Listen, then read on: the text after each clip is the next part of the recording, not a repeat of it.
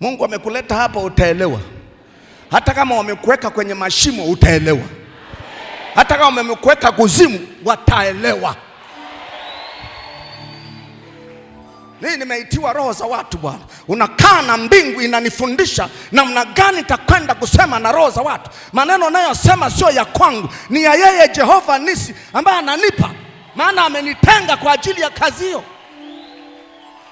Mimi nilikuwa Muislamu, sikujua Ukristo. Mungu alinitokea kama kuniforce, haikuwa hiari yangu. Alinitokea kwenye baa mwaka 1997, akanitokea kwenye kilabu, akaniingizia moto wake wa Roho Mtakatifu. Kutoka hapo akanibadilisha maisha yangu, akanitangazia na niandaa kuwa mtumishi wake. Ndio maana maandalizi yangu ilikuwa ya gharama kubwa sana.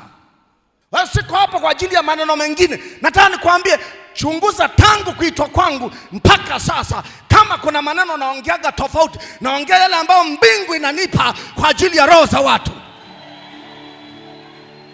Sema amina kama unanielewa.